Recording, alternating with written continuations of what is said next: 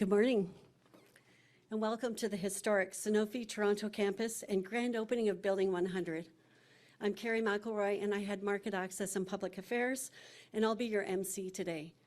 But first, Sanofi would like to acknowledge that North York is covered by Treaty 13 and is the traditional land of the Huron-Wendat, the Seneca, Haudenosaunee, and most recently, the Mississaugas of the Credit River. On behalf of Sanofi, I'd like to express our deepest gratitude to government guests today for their unwavering support and commitment to public health. We are privileged to have your esteemed presence. The Right Honourable Justin Trudeau, Prime Minister of Canada, the Honourable Doug Ford, Premier of Ontario, Honourable Yara Sachs, Minister of Mental Health and Addictions and Associate Minister of Health, Honourable Sylvia Jones, Deputy Prime Minister and Minister of Health, Honourable Vic Fedeli, Minister of Economic Development, Job Creation and Trade, Ontario, Honourable Michael Kirstner, Solicitor General and MP for York Centre, Honourable Nina Tangri, Associate Minister for Small Business, Natalia Kusundova, Parliamentary Assistant to the Minister for Seniors, Accessibility and Minister of Long-Term Care, Her Worship Olivia Chow, Mayor of Toronto, Councillor James Pasternak. I'd also like to acknowledge Bertrand Chapus, Consul General of France, Trevor Dalfini from Invest Ontario, and Dean Steiny Brown from the University of Toronto. Thank you all for joining this event. There will be an opportunity to ask questions following remarks today. And now on to our celebration. I invite Stephanie Veyran-Manetti, our Country Lead for Canada and General Manager of our Specialty Care business, to the stage.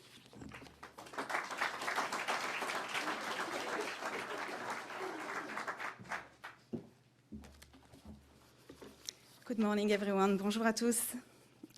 Distinguished guests, it is with great honor and privilege that we gather here today to celebrate the grand opening of our new advanced manufacturing facility and our 110th anniversary of our heritage in Canada.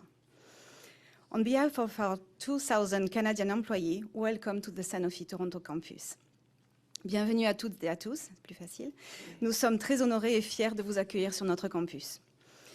This campus you are on today is unique in the Sanofi ecosystem and in our industry.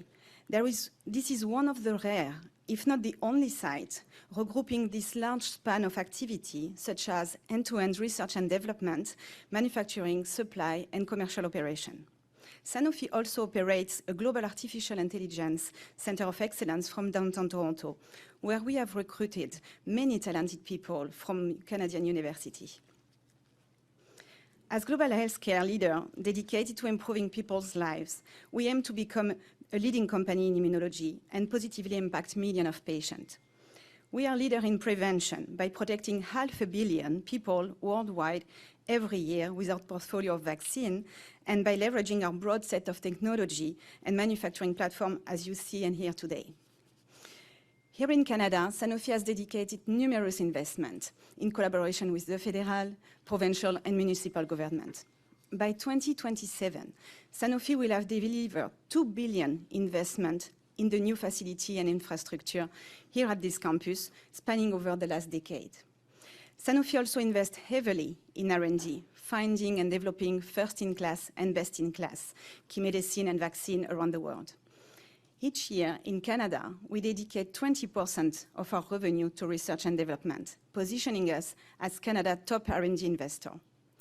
Additionally, we are conducting here in the country 84 clinical trials, allowing us to be more inclusive for Canadian patients. With this investment, Sanofi demonstrates its ongoing commitment to leadership in the life science and biomanufacturing sector, including collaboration to ensure patients have timely access to new medicine and vaccine. Canada has always been a strong part of Sanofi global strategy, and today's celebration demonstrates the innovation we can continue to bring all together in Canada in the year to come. Thank you all for joining us in this momentous occasion. And now I would like to welcome on stage our dear Toronto campus site head, Mathieu Puyer. Thank you.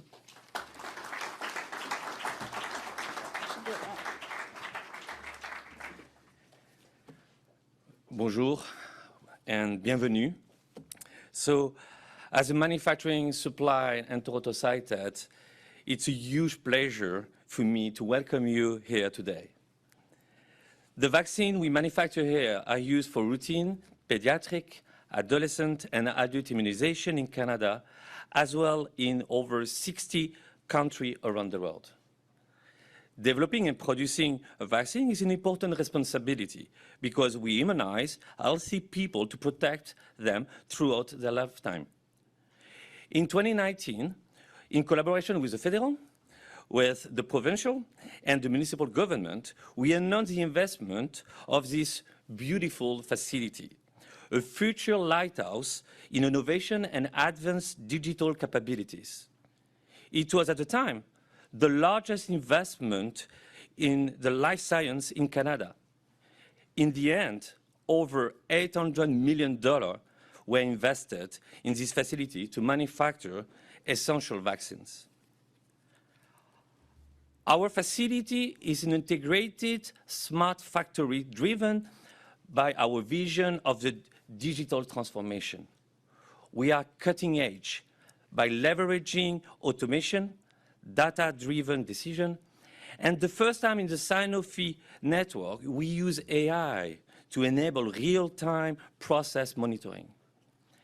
In 2021, Sanofi announced a $925 million investment with collaboration again with federal, with provincial, and the municipal government. Once again, the largest investment in the life science in Canada at the time for the construction of what? Of the new influenza and pandemic preparedness facility, which will be ready in 2027. Our commitment is to play an integral role protection against disease at every stage of life for Canadians and people worldwide. Together, we are not just preparing for the future, we are shaping it. It's now, for me, a pleasure to invite Thomas Grenier on stage. Thomas is our head of Vaccine North America, representing our global organization. Thank you.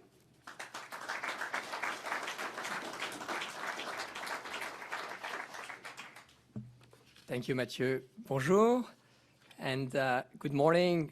Thanks a lot for the opportunity to join this huge celebration today. For Sanofi, this event marks the opening of one of our most advanced manufacturing facilities across Sanofi's manufacturing and supply network. We are very proud of the impact our investment have for the people in this country. In fact, 2 out of 3 individuals in Canada are protected against pertussis thanks to vaccines coming from this site. I want to reinforce how important Canada is for Sanofi globally from an investment perspective.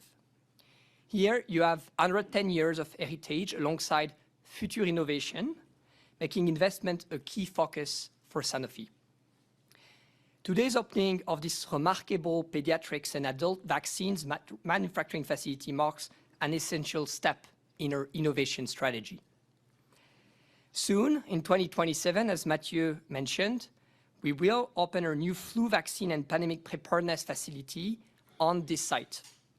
From this new building, we will be producing our high-dose flu vaccine that currently protects 1 out of 2 Canadian seniors in Canada.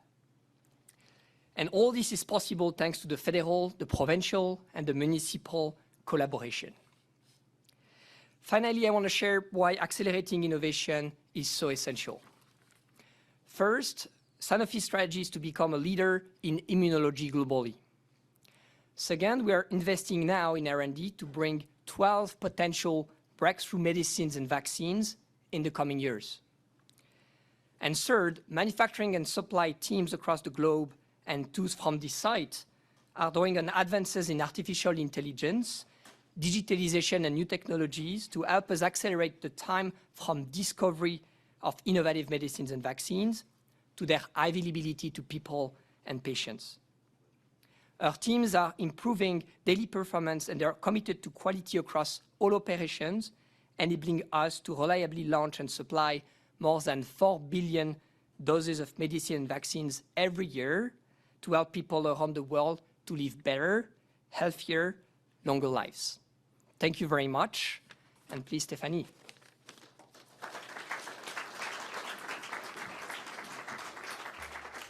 Thank you, Thomas. And now it's my pleasure to welcome on stage the Right Honourable Justin Trudeau, Prime Minister of Canada.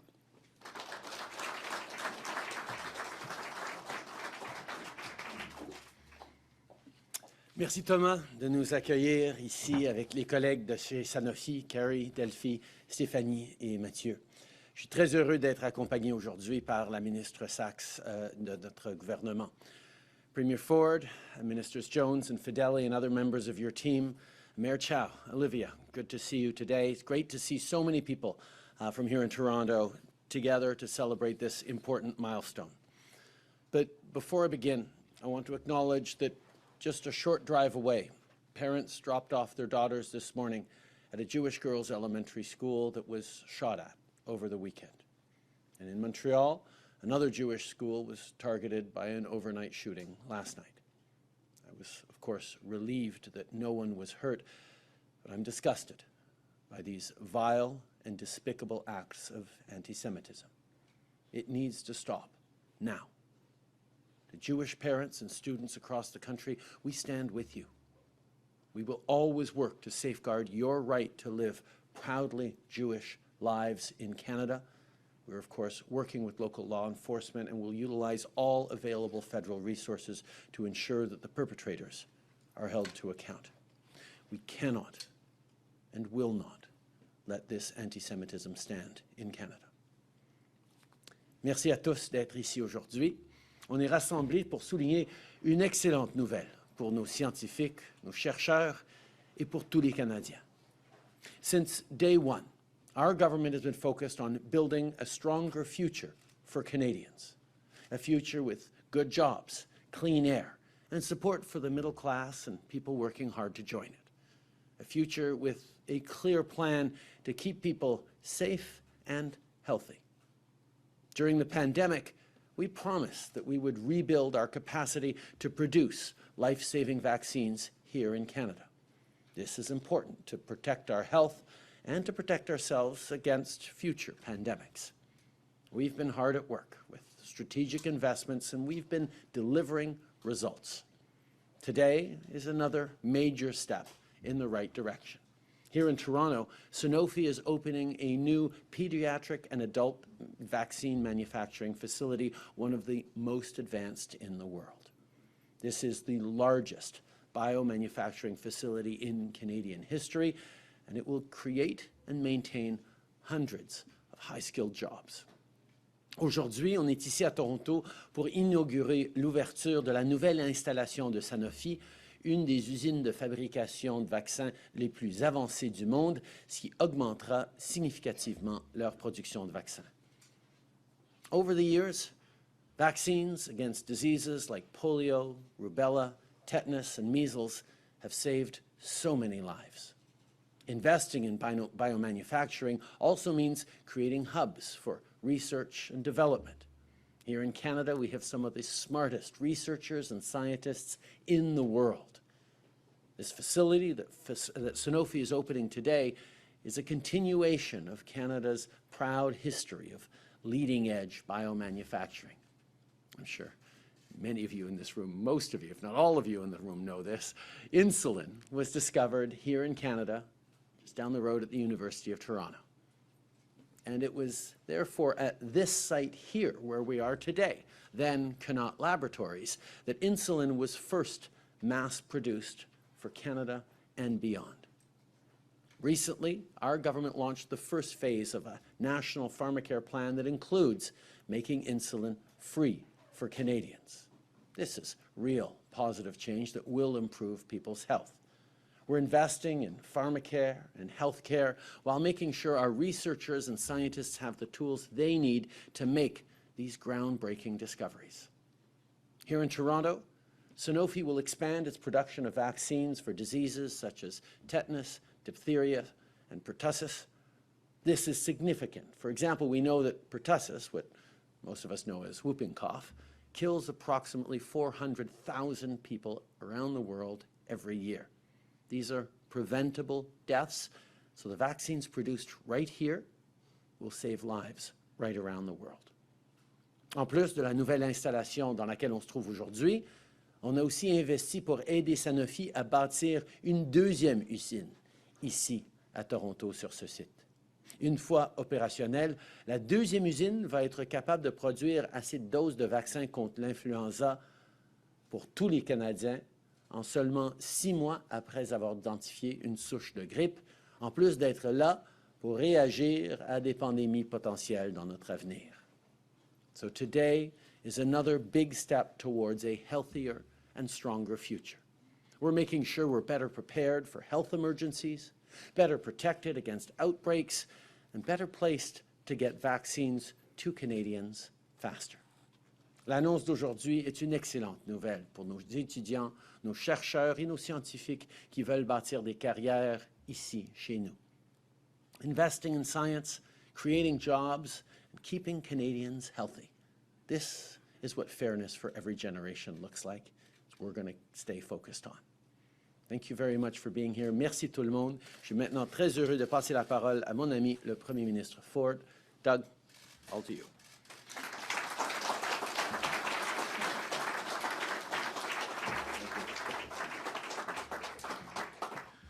Well, good morning, everyone, and thank you, Prime Minister. And, you know, before I get started, I'm going to concur with what the Prime Minister said about the shooting at the school, Jewish school down the street. You know, what's our community going now? Like, this is absolutely ridiculous. Along with the Prime Minister and the federal government, the province will throw every single resource to catch these, I don't even want to call them people, and throw them in jail, throw away the key. And this has to stop. It's just out of control. Growing up here our whole lives, everyone in this room, we've never seen anything like this before. And this has to stop. All the nonsense at U of T and everywhere else. Anyways, I don't even want to get going. I apologize to the folks at Sanofi, but we can't have people in the Jewish community being attacked like they have been. It's great to be here today alongside Ministers Jones, Fedeli, Kersner, and Tangri, and MPP Laura Smith. Before I get started, I want to acknowledge the Consul General, Prime Minister, Minister Sachs, and Councillor Pasternak that I sat with for 4 years down at the city, and my champion, Mayor Chow, and going a little off script, but thank you for what you did for Rob and naming the stadium after him. We'll be forever grateful. And a big thank you to Stephanie, Mathieu, Delphine, and Thomas, and the entire team at Sanofi for hosting us today, and for our tour of this amazing facility. Folks, what they're doing here, they're blazing new trails every single day, and it's greatly appreciated. Sanofi has been a major player in the province's pharmaceutical industry for so many years, improving patient care and saving lives. And we're so grateful to have them part as Team Ontario. And I'm thrilled to be here with you today to celebrate the official opening of this building, the largest biomanufacturing facility in the entire country. This $800 million investment to expand Sanofi's footprint here in Ontario is a major vote of confidence in our province and our workers. This new facility is going to employ more than 200 workers and significantly increase the country's production of vaccines, helping to secure our domestic supply chains and ensure people across the country can get life-saving shots when they need them. It's a tremendous win for Ontario, it's a tremendous win for the country, for our workers, and the Ontario government was pleased to support this project with a $50 million investment. My friends, the pharmaceutical sector is such an important part of our economy, an important part of keeping people in Ontario healthy. That's why our government launched a life sciences strategy. This strategy, the first of its kind in over a decade, serves as a roadmap to establish Ontario as a global biomanufacturing and life sciences hub. We want Ontario to be a place where medical breakthroughs are discovered and developed into innovative products and services for the benefit of everyone. And over the past 3 years, Ontario has attracted more than $3 billion in new investments into the sector from both domestic and international companies. This includes Omnia Bio $580 million investment for a new cell and gene therapy manufacturing facility being built in Hamilton, Moderna's and Novacol's partnership to prepare a package of mRNA vaccines in Cambridge, and a large investment from AstraZeneca's to expand their research facility in Mississauga. And of course, Sanofi, the $925 million investment to build another facility on this campus to meet the growing demand for flu vaccines. Do you notice I'm wearing my purple Sanofi tie today? International companies are choosing Ontario, and companies already here are expanding because of our world-class colleges and universities and our highly skilled workforce. I always say, folks, every single year we graduate over 70,000 STEM graduates. That's higher than any jurisdiction in all of North America. They're investing in Ontario because our government has created the environment and the conditions for companies to thrive, prosper, and grow. We have cut red tape by over $1 billion. We've reduced the cost of electricity between 15 and 17%, and we've kept taxes and fees low. In fact, since we came into office 6 years ago, we have never raised a tax on businesses or people. Instead, we've reduced the cost of burden on businesses by $8 billion each and every single year. And folks, here in Ontario, we're going to keep working hard to create an environment where jobs can grow and companies like Sanofi can succeed. Once again, I want to thank you for having us by. Your whole team at Sanofi has been tremendous, and I appreciate the confidence you have in the people of Ontario. And thank you for inviting me today, and may God bless the people of Ontario. Now I'd like to introduce Minister Sachs. Thank you.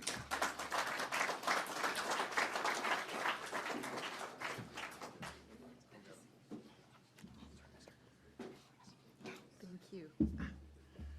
It's me and the DPM. Bonjour à tous. Hello, everyone. It's really amazing to be here today, and I was reminiscing with the Premier that in the early days, my first project as an MP was the influenza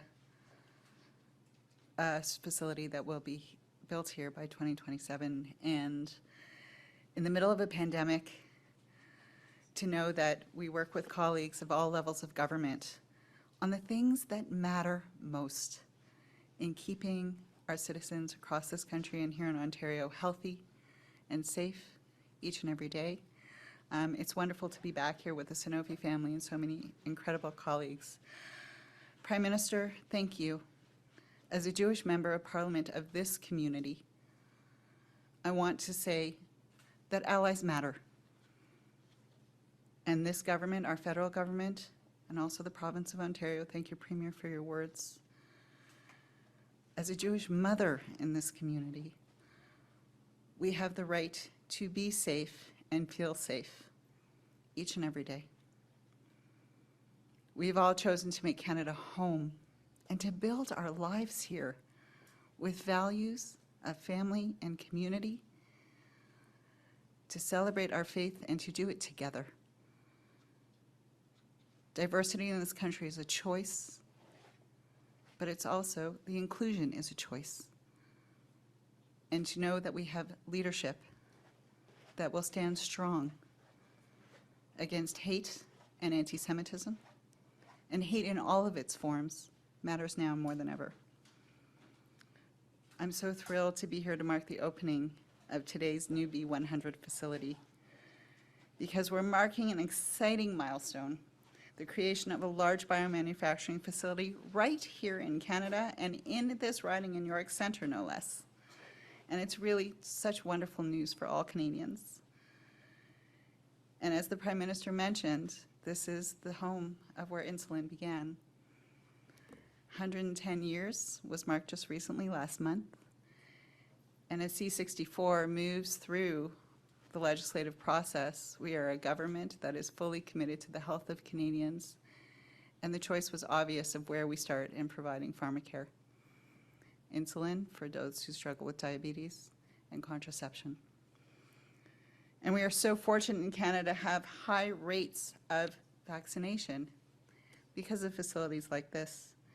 It helps to prevent the spread of many serious and life-threatening diseases. And we know that, in fact, many of the diseases we vaccinate against are now rare in Canada. But we must continue to keep our vaccination rates high. The opening of this facility will help ensure we are able to meet the growing demand for vaccines from coast to coast to coast. This facility will have a positive impact across Canada and, of course, right here in Toronto. Sanofi has been an institution in this community for just over a century, and this new facility and an initial investment of $570 million, the company's contribution to the city is growing each and every day. B100 will be a site of ongoing investment and innovation with positive impacts for the surrounding community. The new facility will mean about 200 jobs for people in production, quality, and the trades. These are highly technical jobs that will enrich Toronto's job market, and we have the people right here. There will be other indirect employment opportunities in support of B100 projects, and I'm really excited to see what comes next. But most importantly, the 100 million plus doses of vaccines that will be produced here will help protect people against preventable diseases here in Canada and around the world.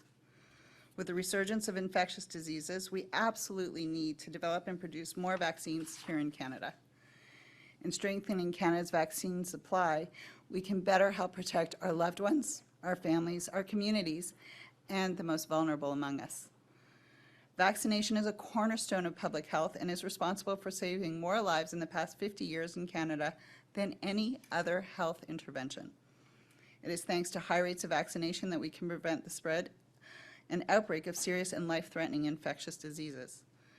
Our government is supporting biomedical advancements and investing in our health system as a whole. As we know, vaccines save lives. With that, I would like now to turn it over to Deputy Premier and the Minister of Health of Ontario and my colleague Sylvia Jones to speak a bit more about the impact of this facility. Thank you and merci.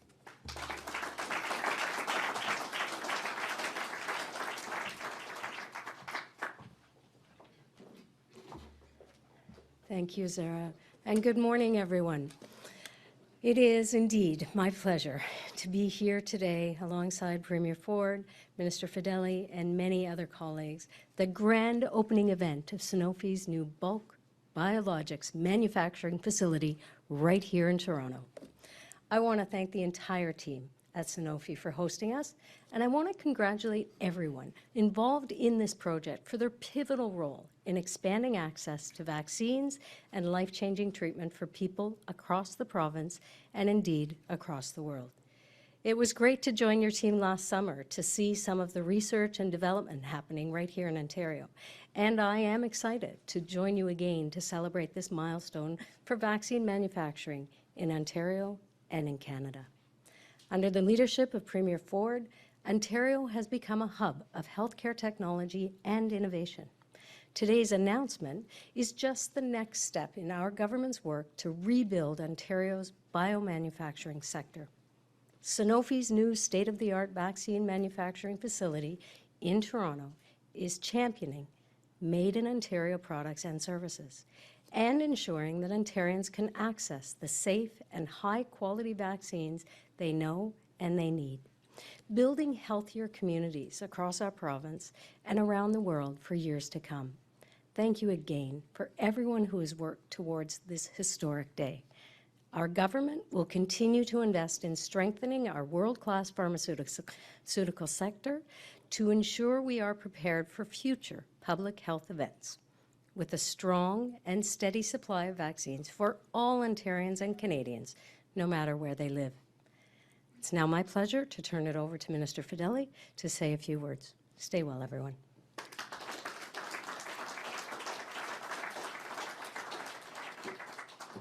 Thank you, Sylvia. Thank you, Minister Jones. It's great to be here today. Prime Minister, Premier Ford, fellow elected colleagues, and thank you to Stephanie, Mathieu, Thomas, the whole team. It's great to see all of you here again. And it's great to be back at Sanofi, this time to celebrate the opening of the largest vaccine manufacturing facility in Canada, in case you hadn't heard that 3 or 4 or 5 times today. Look, the last time we all came together, Prime Minister and Premier, was at this incredible campus, was to announce Sanofi's investment in their state-of-the-art B200 flu vaccine facility. We know that Sanofi has a long heritage in Ontario. We know this as the birthplace, I call it, of insulin. But since then, you've continued to be at the cutting edge of our province's life sciences sector. You've invested over $2 billion in biomanufacturing expansion. And in the last decade alone, you've invested over $1.2 billion in R&D, developing innovative therapies for infectious disease, as well as immunology, cancer, diabetes, and multiple sclerosis. Ontario is a life sciences superpower with a proud history of cutting-edge innovation and discovery in the life sciences, including, as we said, the discovery of insulin. We've developed the first cardiac pacemaker in Ontario. We detected the gene that causes cystic fibrosis, and we use stem cells now to cure diseases. We want to ensure that Ontario remains at the forefront of life sciences innovation and a global leader in the sector. As Premier Ford spoke about earlier, this is the reason we launched the Taking Life Sciences to the Next Level, our first strategy in over a decade. It sets out a very bold vision to establish Ontario as the manufacturing and life sciences hub in North America. Its ambitious goals include growing our employment sector to 85,000 workers, and to date we've added 4,800 new jobs in that sector. We want to double our venture capital investment in Ontario life sciences sector to $725 million a year by 2030. And seeing the growth that's taking place right here at Sanofi, there's no reason why we can't achieve those lofty targets, and we hope to do some of that together. To help us inform our phase 2 of the strategy will be released very near in the future. We've been working together with industry leaders, many of you in this room, including the experts on our Life Sciences Council. So last month we were in Denmark, where we promoted our world-class life sciences ecosystem and our competitive advantages, and that continues to show that Ontario is the best place to invest and grow. So I want to say thank you to everybody at Sanofi again for having us here, and the deepest of congratulations to you, and much success to you in the future. Thank you. And now I want to invite Mayor Olivia Chow to come and speak.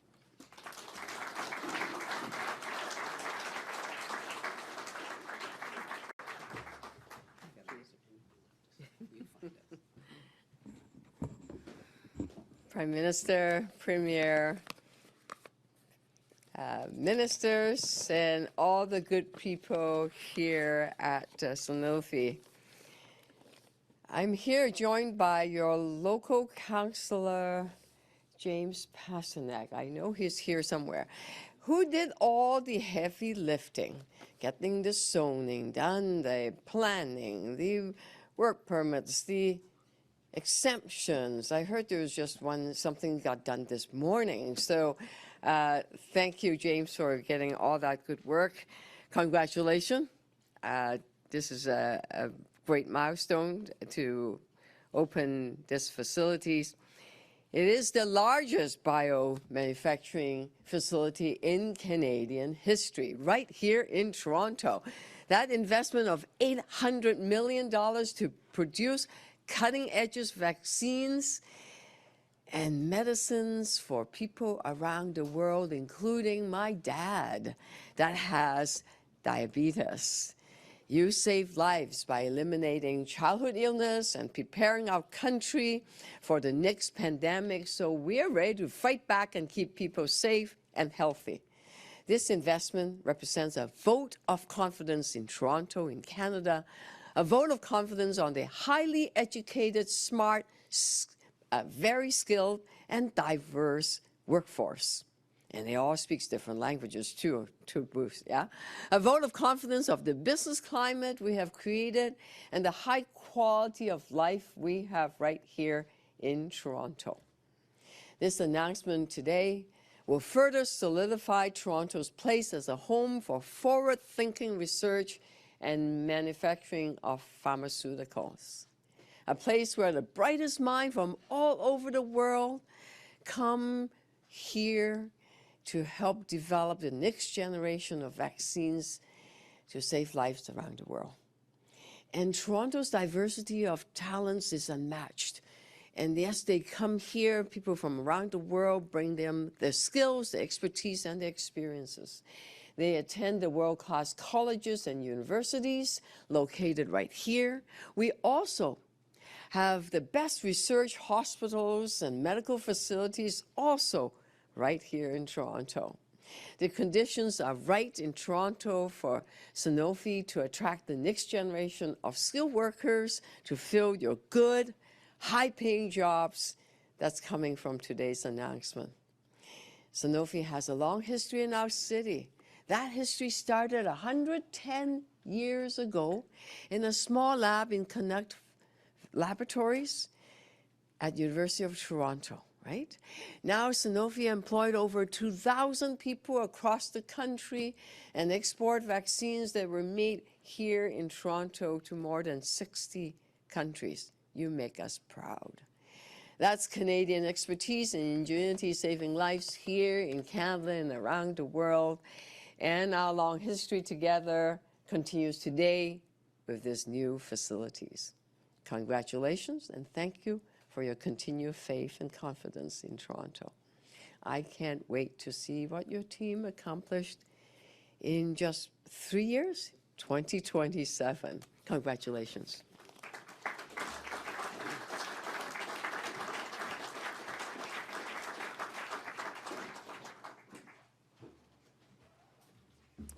Well, thank you all for joining us today. I'll ask now for our speakers to join on stage, and I'll call for Jenna, who will direct the press. Media availability. For media, we've got 20 minutes of questions, one question, one follow-up per outlet.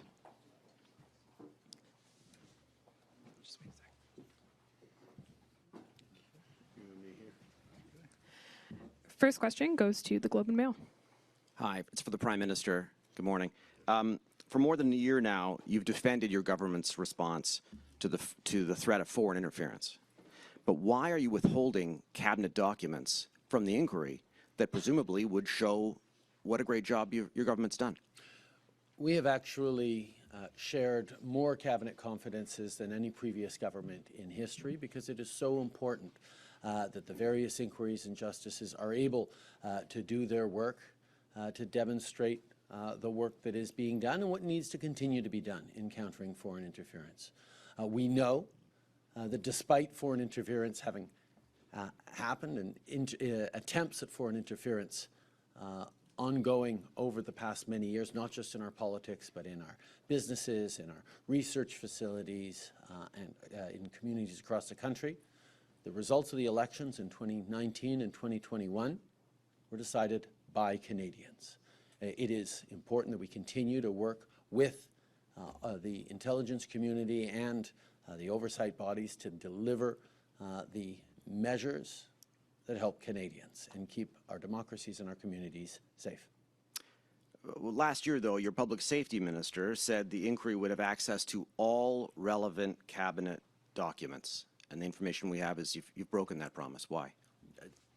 That is incorrect. We actually delivered the 4 relevant MCs to memorandums to cabinet to the inquiries, as we did to the special rapporteur, demonstrating and sharing information that had only happened, I think, 4 times in hundreds of inquiries across the country. We've demonstrated that one of the most important things around foreign interference is ensuring that Canadians can have confidence in the work of our public security and intelligence agencies, and that is why we have demonstrated unprecedented transparency. On top of these inquiries, we also did something that previous Conservative governments refused to do, which was to create a National Security and Intelligence Committee of parliamentarians, made by parliamentarians from all parties, who would have the security clearances necessary to be able to look into everything our national security agencies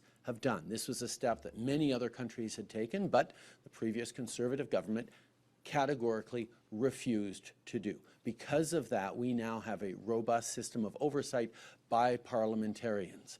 This is something that we've delivered on top of a revamped NCIRA, which just put out an important report, as well as many other things, from the G7 rapid response mechanism that we created in 2018 to the site election integrity panel and organization within our national security agencies. We have done more than any previous government to counter foreign interference, and we will continue to work with all relevant agencies and bodies, not just to protect Canada and its democracy from foreign interference, but to demonstrate the transparency and openness that is necessary for people to be confident that Canada is doing everything to keep them and their institutions safe. Thank you. Next question. Hi, Barbara with Queen's Park Briefing. Question for the Premier. Khalid Rashid left the PC caucus after his sibling gave false information while under oath to the Integrity Commissioner, and he hasn't been allowed to return to caucus until the Commissioner clears his name. So now your Chief of Staff, Patrick Sackville, is facing similar allegations but didn't face any consequences yet. So my question is, why shouldn't Mr. Sackville do what Mr. Rashid has done and leave his position until his name is cleared? Thank you. Well, first of all, with Khalid Rashid, he has to wait for the investigation to move forward. And if everything's clear, I look forward to having him back. And as for Patrick Sackville, as far as I'm concerned, he didn't do anything wrong, because everything that was on the private side was also on the public government side. So they have access to anything they want. Next question. Next question. Liberal MPP at the OSMG proposed a bill yesterday to ban private pay nurse clinics. Last month, Minister Jones even wrote a letter to the Federal Minister of Health asking him to close the loophole that allows these clinics to operate, which is the same thing Shemja's bill is proposing today. So will the government support his bill? I'm going to pass that over to the Minister. Now, we've been very focused on expanding primary care in the province of Ontario. In February, we announced 78 new primary care multidisciplinary teams, and there are a number of nurse practitioner-led clinics in that expansion. I want to ensure that people who have access to an OHIP card are using that for OHIP-covered services. So I'll continue to work with the federal government, but I don't want to punish people. I want to make sure that nurse practitioners have opportunities within our hospital system, within our multidisciplinary teams, within our community health care centers, and that's the focus that we have, expanding access, not punishing. Thank you. Next question. Good morning, Sammy Hudis with the Canadian Press. Prime Minister, are you uncomfortable that France has invited Russian officials to the D-Day commemoration next week, and what message will you bring to any of these representatives? Well, I think our message for Russia has been consistent and clear. They must retreat from Ukraine, respect internationally established borders. The violation of the UN Charter, the international rules-based order by Russia in invading a neighboring sovereign country has impacts, not just devastating impacts on Ukraine and Ukrainians, but devastating impacts on the rules-based order that protects us all around the world. If lines on a map can be redrawn by a neighbor with a larger army, then the period of stability that we have known since the end of World War II would come to an end, and the prosperity and opportunity available not just to people in Western democracies, but all around the world would be at risk. That is why we are in such deep, deep disagreement with the Putin regime and the actions of the government of Russia. As we commemorate the victory over fascism and Nazism in World War II, it's important to recognize all the countries that were involved, but that does not preclude our extreme disagreement with the endangering of people around the world and indeed of the rules-based order that the current Russian regime is involved in. En français. Okay. Nous sommes extrêmement en désaccord avec le régime russe qui a choisi d'envahir l'Ukraine, non seulement mettant à risque les Ukrainiens et leur société, mais aussi mettant à risque la règle internationale fondée sur le droit qui nous protège depuis des décennies partout à travers le monde et a mené à une prospérité inégalée dans l'histoire de l'humanité. Nous allons donc continuer de souligner notre désaccord et notre désaccord avec la Russie et le régime actuel, même pendant que nous reconnaissons le travail que nous avons tous fait ensemble en tant qu'alliés pour lutter contre le nazisme et pour libérer la France et l'Europe pendant la Deuxième Guerre mondiale. For both the Prime Minister and the Premier, you both mentioned off the top using all the resources at your disposal to help protect Jewish communities right now. Can you tell us beyond words, what resources are we talking about? We know that politicians aren't supposed to direct the police. Are we talking about bubble zones to protect community centers, religious institutions? Like what concrete steps is going to happen from each of your governments? Well, first of all, the significant step that we took a number of years ago was to create the Security Infrastructure Program that has led to places of worship of all types, of community centers, of religious community centers, having an opportunity to create protection, whether it's cameras or new security measures, including the nearby school, elementary girls' school that was affected, that was shot at over the weekend. There is so much more to do, and the core thing that we have continued to call for is an end to hatred and intolerance in Canada, whether it be anti-Semitism or Islamophobia. We are seeing that events overseas that are devastating and incredibly difficult to watch should not be spilling over into Canadians hating on other Canadians.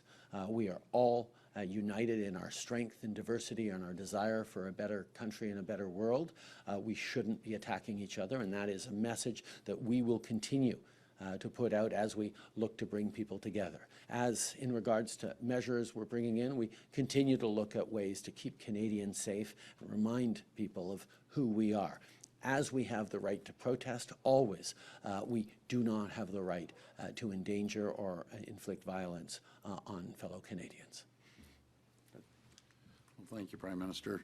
We will throw every single resource. We've increased funding for the police, and we've also given thousands of dollars to places of worship if they feel threatened. But, folks, let's cut to the chase here. What lunatic goes around shooting up schools? Like, that is just unacceptable. Imagine that. Imagine a little kid in a school because they're from the Jewish faith. Someone goes by and starts shooting through the school windows. These guys need to be caught. They need to be punished. They need to be thrown in jail. And I'll tell you, we have zero tolerance for this anywhere in Ontario. And it doesn't matter what race, what creed, what religion you're from. I'd be saying the exact same thing if it was another community as well. But enough is enough. You're bringing your problems from everywhere else in the world. You're bringing it to Ontario, and you're going after other Canadians, as the Prime Minister said. Unacceptable. I got an idea. Before you plan on moving to Canada, don't come to Canada if you're going to start terrorizing neighborhoods like this. Simple as that. You want to come to Canada. You want to be a resident of Ontario. You get along with everyone. I don't care what background, what religion, what race you come from. You know, the diversity is our #1 selling tool around the world. We have 110 nationalities here in Ontario, 200 languages being spoken. And guess what? 99% of the people get along. There's wars going all around the world, but we still get along. So all this other nonsense that we've been seeing over numbers and numbers of months, enough is enough. I'm just had it up to here. And guess what? People outside those communities, they've had it too. They aren't used to this happening here in Ontario. I'm done with this stuff. Next question. Yep. You asked about what concrete things we do. I was at the school on Monday morning. Through my round table on safety, what we've done is we brought the police and transportation and, of course, different communities and local councillors together. And we are conducting safety walks, and we've done one as a pilot, and it works well, that help inform places of worships or schools and all places feel a bit insecure, to look at what they have in their surroundings. So whether it's shattered-proof glasses, fencing, lighting, or trimming of bushes, or cameras. We assist because we have the knowledge, we know what's the best practices, and both levels, seniors level of government have funding to support it. So those are some of the concrete things we are doing. You know, you just heard the mayor say shatterproof glass. Really? And not you, really. No, that's the right thing That's to what say. they No, have. I That's get what it. they have. I'm Thank not God they criticizing. have it. Yeah, They that's my have it. point. I know. That's my point, Mayor. I love the mayor, by the way. We have to have this in Ontario, in schools. Like, where have we gone? Again, we're all just fed up with this nonsense. I'll tell you that. I didn't mean it about that. It shouldn't have to be that way. I know, but thank God they have it. Yes. Thank you. Next question. CBC News. The Sergeant at Arms says there's been an 800% increase of harassment against MPs in the last 5 years. One of your own, Pam Damoff, is not running again, citing increased harassment. What do you see as your role in helping to clamp things down, Prime Minister? Well, first of all, no one should face harassment or threats of violence in their place of work anywhere in this country, in any job they do. This is something that we all must recommit ourselves to as a country and ensure that everyone understands that.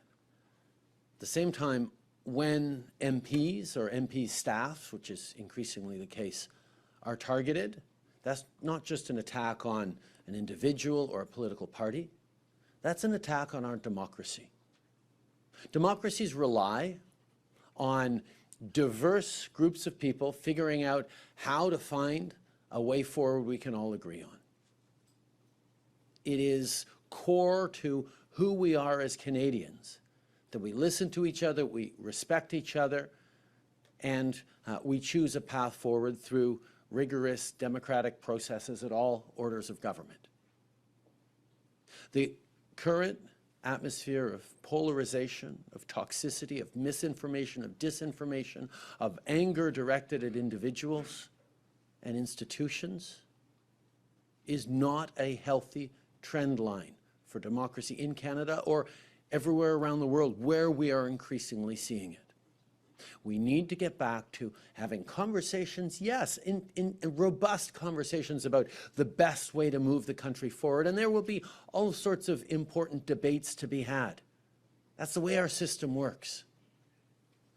But individual hatreds and acts of violence aimed at people who are serving their communities, who put themselves forward to serve their communities in any order of government, that's unacceptable, and it's something that all Canadians need to be mindful of and aware of as we reflect on what kind of country we are and what kind of country we want to be for the future.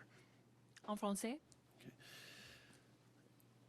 Tout le monde dans ce pays doit se sentir protégé dans leur emploi, libre de discrimination, d'harcèlement et de violence. Et en plus, quand on parle de personnes qui travaillent en politique, des députés ou leur équipe, ce n'est pas juste une atteinte contre cet individu ou un parti politique, c'est un attentat contre notre démocratie. Parce que notre démocratie repose sur l'idée qu'on peut tous discuter de façon ensemble sur la façon qu'on va bâtir un avenir meilleur pour tous.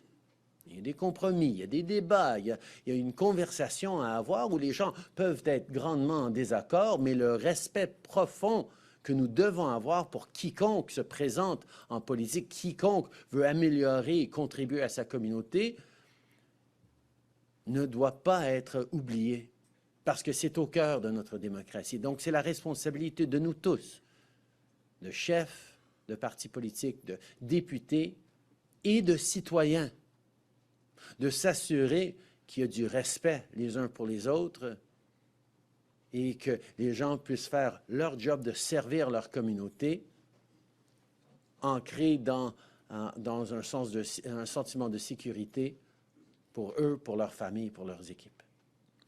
Next question. It's Global News for Minister Jones, please. The Ontario Health Coalition is holding protests today in Toronto, claiming Ontario is allowing private clinics to charge patients illegal fees and that your government is pushing for privatized healthcare at the expense of local hospitals and their staff. How do you respond to those allegations? Well, I think we have an organization that is satisfied with the status quo, and frankly, our government is not. We want to expand access in the province of Ontario. We want to make sure that people who want to have access to a primary care clinician have that opportunity. That is exactly why we have expanded access with an announcement earlier this year of 78 new or expanded primary care health teams. And I have to say, we've already seen some of those teams recruit, hire, and starting to take on new patients. In Kingston, in Simcoe County, in Wellington, we have those teams in place already taking on patients. When we look at the expansion that we were able to do with existing cataract care clinics, we saw the wait times decrease by thousands of people who got access to cataracts surgery. What does that mean? It means they're back with their families. They're back in community, volunteering, driving, going to work. We need to make sure that the creative and innovative ideas that are out there with our clinicians, with our organizations, are empowered to ensure that people have access. And we'll continue to do that because we've seen success on the cataracts, and we'll continue to do it with MRIs, with access to CT. And it's not an either or. You know, we've already, as a government, expanded MRIs in the province of Ontario within hospital systems, over 79. So we're expanding absolutely within our hospital systems, but we're also expanding in community because we want to have people have access close to home, and we'll continue to do that. Status quo is not an option, in my opinion. Thank you. Thank you. Last question. The Toronto Star, and this is for the Prime Minister and the Premier. The Toronto Public Health announced another 523 opioid-related deaths in Toronto last year, up sharply from before the pandemic. Your governments have taken decriminalization off the table, but obviously more needs to be done. What new measures are you willing to take to address this crisis? We have recognized as a federal government, indeed as a country, as all orders of government, that more needs to be done to counter the opioid and toxic drug epidemic that communities across this country are facing. Our approach needs to be grounded in compassion, in public health and safety, in supporting the most vulnerable. And this is something that we are working across orders of government in ways that work in each given jurisdictions. I know there are many investments being made here in Ontario, and we will continue to be there as partners. There is no silver bullet. There is no one way to fix and support these people struggling with addictions and the families dealing with terrible loss from toxic drug overdoses. We will continue to be there, grounded in science and evidence and compassion, in public health, and in partnership across orders of government to deliver what is working and what is supporting people as appropriate in different parts of the country. Premier. Thank you. I've always been pretty clear on this. I'm a strong believer in detox beds and rehabilitation beds. Since we've taken office, we've created over 500 new rehabilitation beds. In this budget, we're investing over $396 million for more beds. And I know we all share the same views, the Mayor, myself, and the Prime Minister. We want people to get well. We'll do whatever it takes. It's not an either or, it's and. Matter of fact, just while we're walking, the Mayor and I were talking about a great facility she has in Toronto getting prepped for rehabilitation and detox. But I'll pass this one over to the Mayor as well. Oh, okay. Yeah, go ahead. Yeah. A few days ago, a week ago, I sent a letter to both the Prime Minister and to the Premier with some suggestions on what we could do.